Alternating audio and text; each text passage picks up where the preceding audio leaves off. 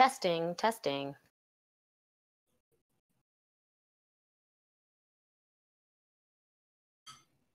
Sound good. All right. Welcome back, everybody. This is lesson 6 in how to be your own genie. Okay, I trust everybody is doing well tonight. I'm doing pretty good myself. I just got home and we had to work today in very hot weather, and when I got off work, I got to take my convertible out with the top down. It just felt so good because it's been so cold for so long. It's like, it's finally summer. Nice. It was beautiful here too.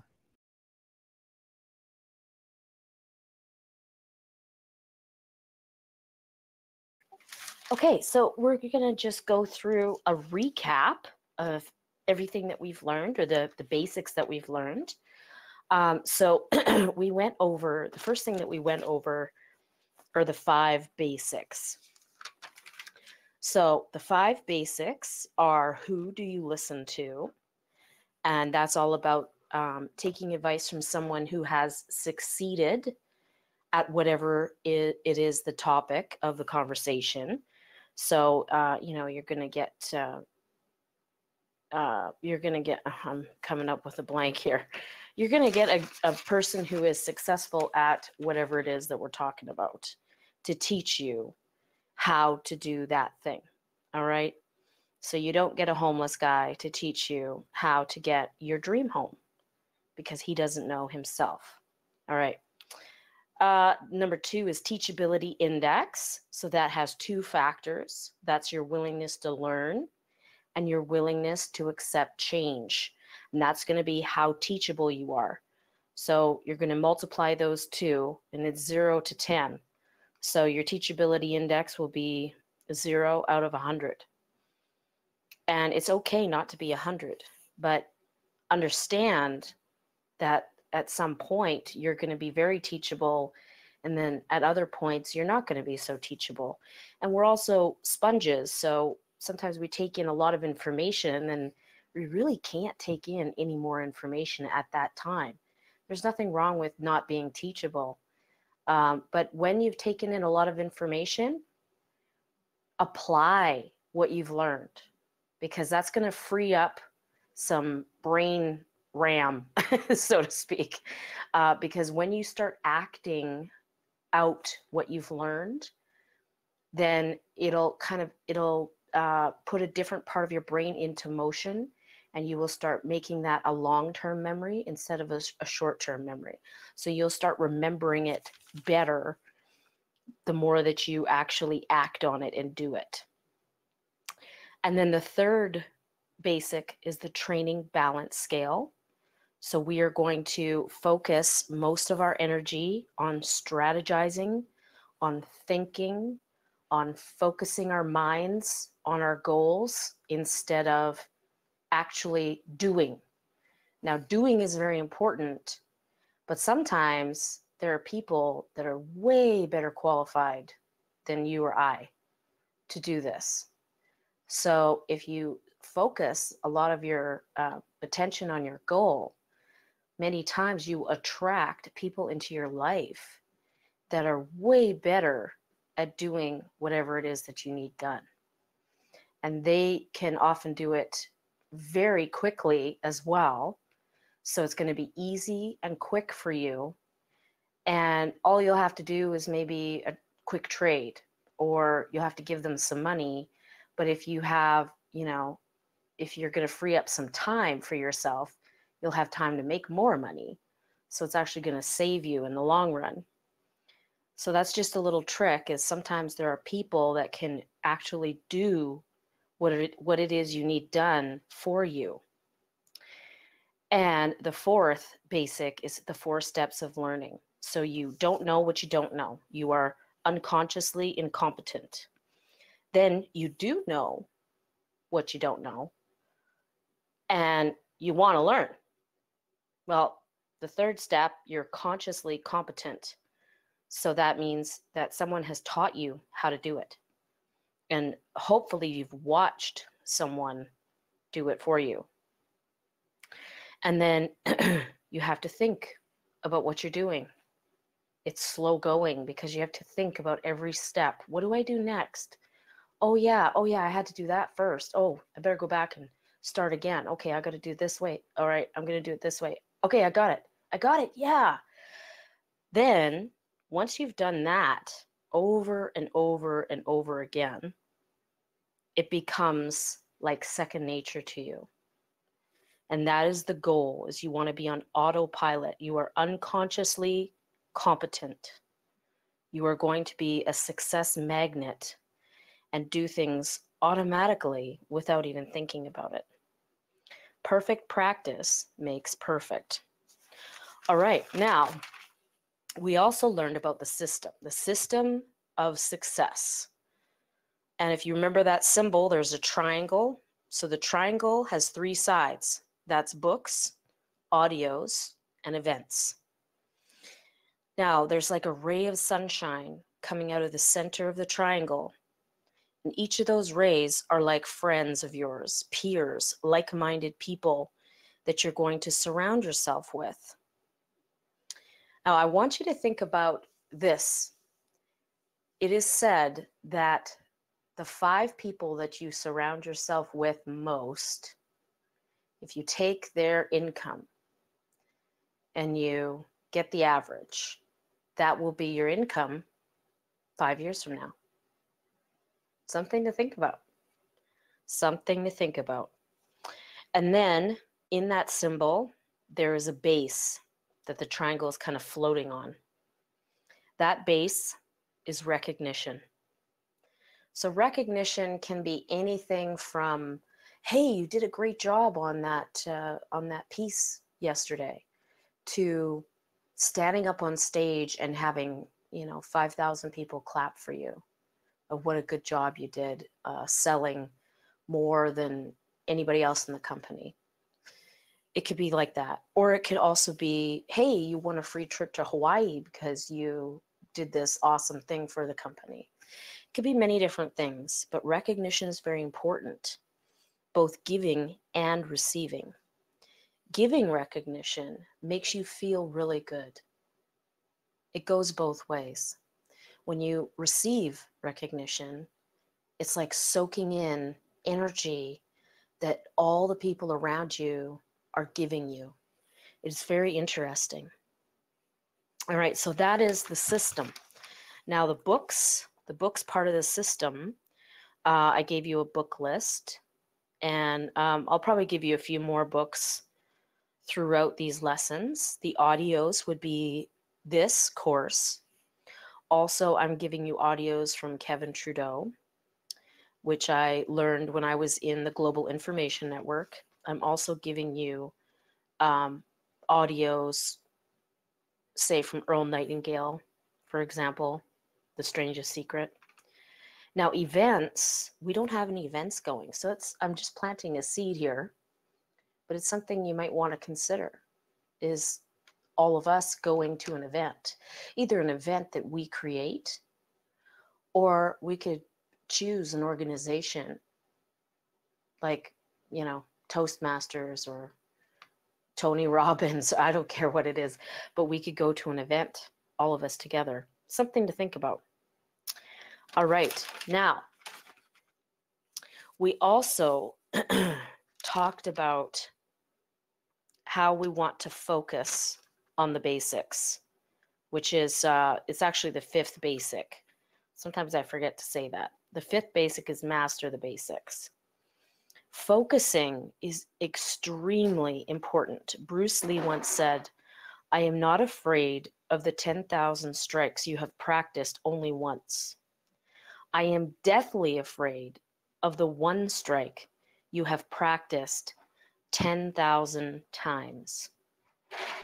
Focus. That is something that Donald Trump actually said at one point. Is someone asked him, what would you do if you had a time machine and you could go back in time and talk to your younger self?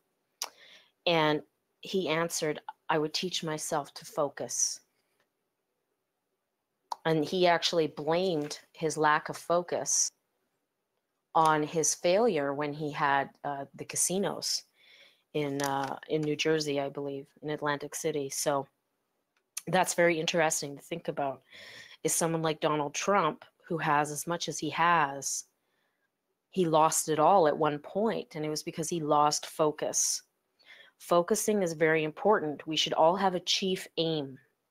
You have one chief aim, and that's it. Now, your chief aim can actually be quite complex, but you should have one chief aim.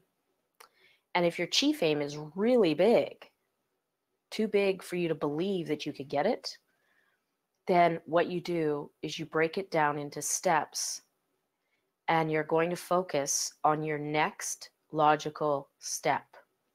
That's all you need to think about. What do I do next?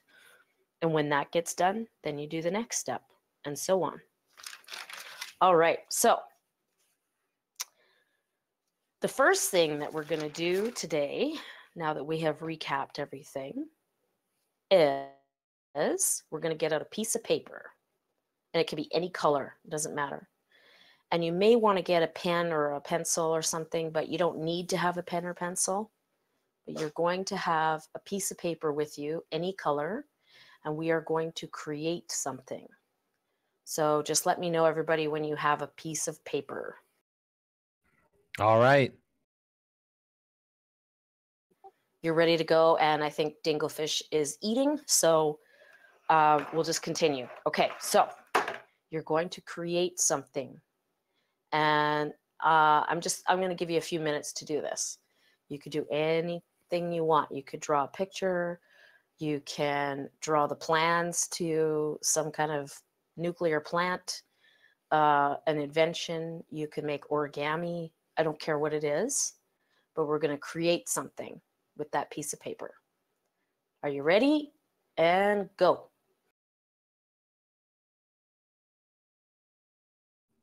All right. So I'm just anything. Free reign. Do whatever you want. Just create something. Yep. You could even rip it up into little pieces and make a mosaic and glue it onto something else.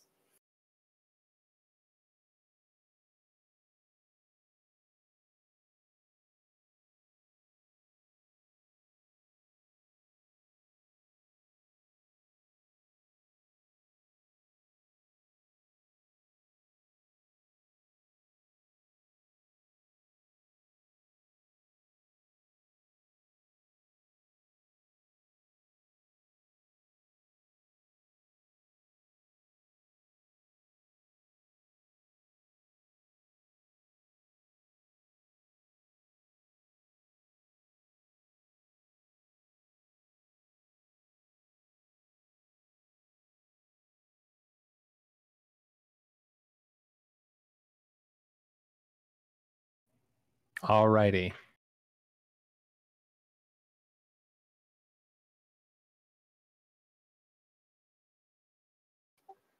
Okay, I'm going to stop you, and anybody listening, stop. All right. So, what did you observe about your feelings during this exercise?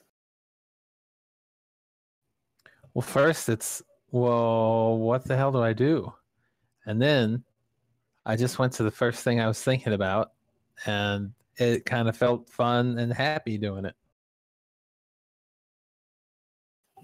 Ah, that's a really good answer. A really good answer. Okay. So, I assume that you finished the project that you were planning on. Crude, but yes. Okay, good. Well, some people don't finish. So if you didn't get to finish, if I stopped you before you were done, what do you think some people feel after that? Frustration. Exactly. Well, you've done this before. Okay. Now, you mentioned you didn't know what to make at first. So how did you feel when you didn't know what to make? Oh, just just just kind of nothing panicky or anything. Just like, oh, what do I do? What do I do? What do I do? Just you know. Could you imagine someone feeling relief during the exercise? Sure. Yeah, some people feel relief when it's over because they're trying to make something work and it's not working for them. So then when they get stopped, they're kind of like, oh, thank God. And then other people feel relief because they don't know what to do and they didn't start at all. So they feel relief when it's over. But what if they get asked what they did? Yeah, exactly. Then what would they feel? Probably embarrassment because they didn't do anything. Even worse.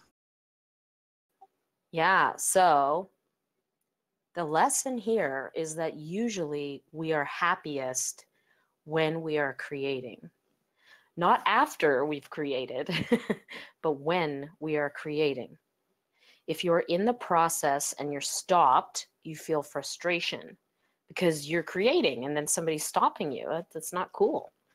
And if you don't know what you want, you don't know what to create, you'll also feel frustration or sometimes just confusion. Like, what do I want? I don't know. What do I want? But if you're working towards your goal, so you know what you want, and there's a noticeable progress, you feel bliss. That is when we are happiest. We are happiest when we are creating.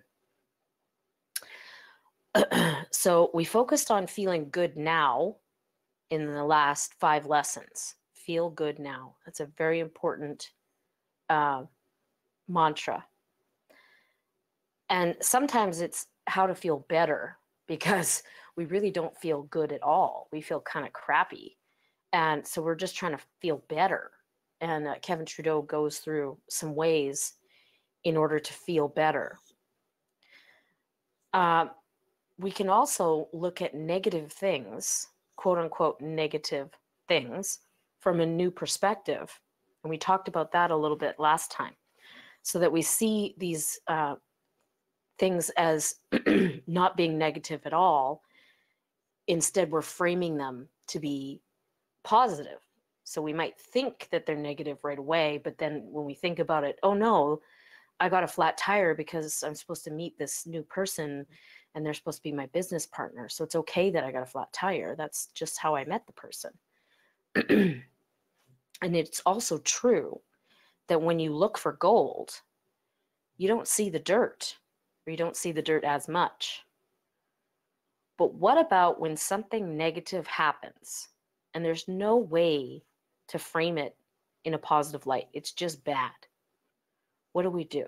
Well, a tip is that there is always a way to frame it in a positive light. But negative things do happen. So what do we do when negative stuff comes our way and throws us off our game? Well, I posted in Fried Snobs a video excerpt from Star Wars. And in this, Emperor Palpatine is speaking. Now, he is also the Sith Lord, we find out in this excerpt. So Emperor Palpatine / the Sith Lord is talking to Anakin Skywalker. And in this clip, he says, I can feel your anger. It gives you focus, makes you stronger. When something doesn't go your way, you can use a technique, especially if you're angry. Successful people are actually known for their rants, and some even have baseball bats in their offices, and they'll smash all of the lamps and the furniture and the walls, everything. Think of Leona Helmsley. Think of Martha Stewart, for example. Now, don't worry if this will turn you into Darth Vader, okay? It won't. You're not going to turn into some kind of evil genius, okay? When using the techniques of the masters, which is what I'm teaching you, There is a very fine line between good and evil. It's like a coin, and there's two sides to the coin. We use the same energy, the same force. So as long as you are always acting out of a sense of bettering mankind, you will not be on the side of evil. Okay, so this is the technique. You allow yourself to feel anger when things are not going your way, because you realize that what is really happening is that you're not getting what you want. You're trying to create something, and it's just not working. There's roadblocks being thrown up everywhere you go. Now, anger is a very fast-moving emotion. Now, even though it is a quote-unquote negative emotion, it's not as negative as, say, depression. So if you think about it, the desire for suicide or thoughts of suicide is the slowest moving emotion. It is also the most dense. It is right on the bottom, if you think about it. Then you have depression that is slightly better than being suicidal. And then you have sadness. Now, anger is actually way above those. So when you feel rage, it is a very fast, quick-moving emotion, and it is almost at the top of the negative emotions, if you really want to think about it that way.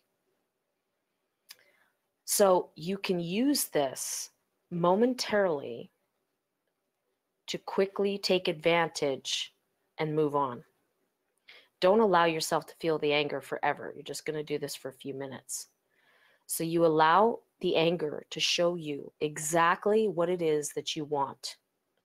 It's going to give you clarity about what you don't want so that you can then focus on what you do want. So once you know what you don't want, you turn your back on it, okay? You say, "You're dead to me," and you spit on it. Then you turn your back and you look towards what you do want. Focus on what you do want and feel good. Okay, so I want you to write these steps down. Step number 1, when things aren't going well, you get clarity on what you don't want. Number 1, when things aren't going well, you get clarity on what you don't want. You get clarity on what you don't want. Step number 2, you turn your back on what you don't want. You turn your back on what you don't want. Number 3, you focus on what you do want and feel great. Number 3, you focus on what you do want and feel great.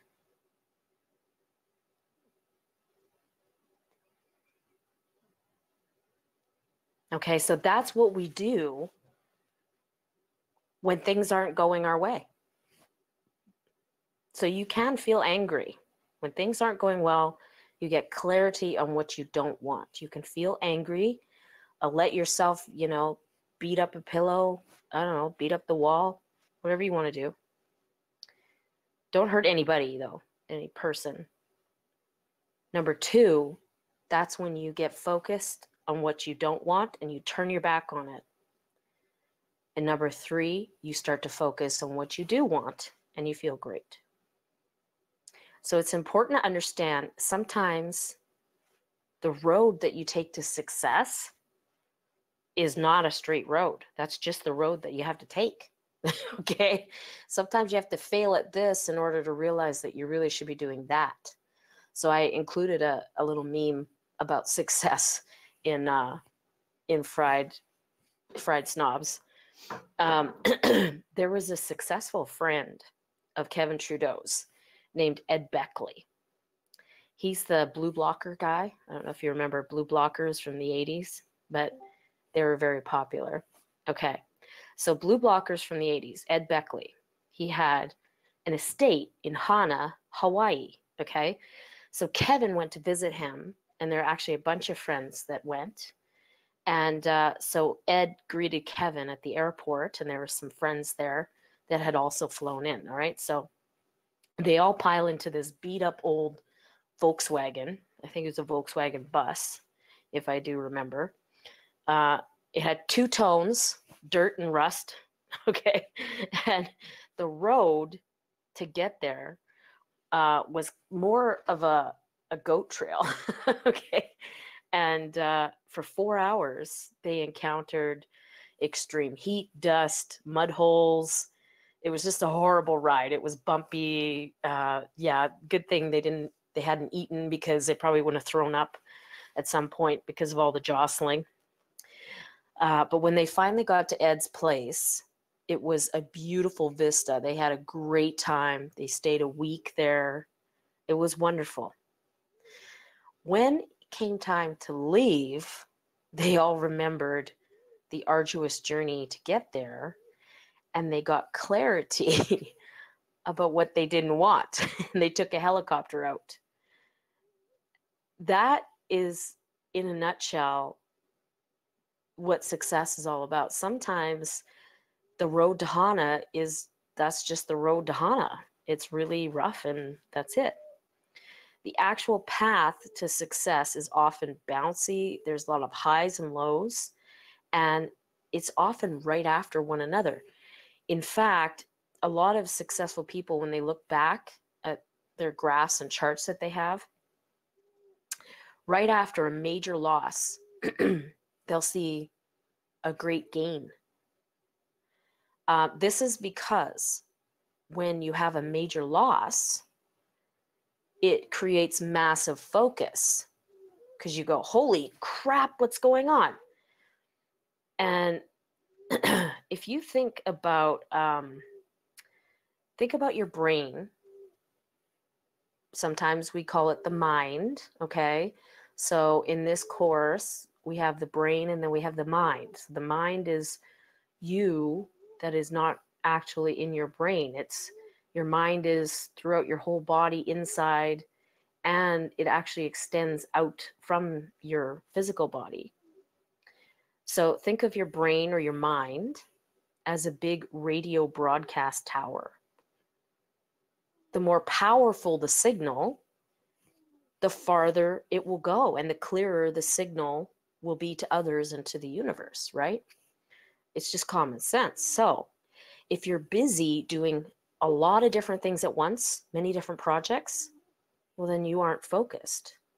And your tower is going to be broadcasting mixed signals. You're going to have one signal going for a very short period of time, and then you're going to go and do another project, and it's going to be a new signal, not very long. So it's just going to be a short signal again. And it's going to switch again, and then you're going to switch again every time you start a new project. Well, we talked about in lesson 1, there was a graph that I had hand drawn where you start far away from phi, and then it spirals in towards phi. You have to give it time to go to phi. So you must broadcast one signal very powerfully, very focused, until it goes to phi. Let it go through the gamut. And then you can switch signals after you get it. In fact, that's what I recommend. Once you get your first chief aim, then immediately pick a new chief aim and focus on that. But you need to focus on one chief aim. And again, if your chief aim is too big that you think you won't get it, well, pick your next logical step and focus on your next logical step. You're creating a signal with your brain. By the way, Einstein and Edison both proved this, that you create this signal with your brain, and other people pick up on it. The universe picks up on it. Now, what's going on when you create this signal? Basically, the universe is clamoring to make things happen so that it gives you the feeling that you're focused on. So think about one situation like getting laid off, okay? Now, in my industry, usually when people get laid off, they start doing backflips. They are so excited because we are overworked. Like a lot of us, we work anywhere from 60 hours a week to 92 hours a week. So we're very tired. And when we get laid off, we have lots of money. So what do you think we do? We go to Mexico, of course. Of course, we're happy. Yahoo! I got laid off. But think about somebody else getting laid off, and what's the normal reaction? Well, they're going to be upset because now they don't have a job. They don't have income. So think of that. There's one situation, getting laid off. But there's a number of different reactions. You don't have to be upset because you get laid off. You could also feel indifferent. You could be like, whatever. I'll just get another job. Not a big deal. Some people will be upset, but not because they have no income. They might be upset because maybe the job had just a really great location from home. It was a very short commute, or other reasons. There might be good benefits. Maybe the boss is really nice. Maybe all your coworkers are really nice. So you might get upset because, you have no income, yes, but you're upset because it's actually a really great place to work. And then other people would be really happy because the boss is a jerk and they don't have to see the boss's face anymore, right? So there are many different reactions to the same situation. So if we think about that, the universe is going to give you a situation which will make you react in a certain way. It's not about anybody else, because somebody else might react totally differently to that same situation. No situation is actually positive or negative. It's just a situation. Problems are not really problems. They're just circumstances. But some people will see a really tiny problem as this huge ordeal. And you've probably noticed that in your life, is certain people they react to a lot of things in a very negative way. Whereas if it happened to you, you'd just be like, oh, whatever. You wouldn't even care. And certain other people might be really, really happy, and you probably know them. You're probably annoyed by them sometimes because they're so overly positive that you kind of look at it and you go, why are you happy about that? I mean, that's a really crappy situation, but they're just happy-go-lucky. That's the way they are. So the goal is to be grateful for everything in your life because you created it. Be happy with everything that you get because you created it.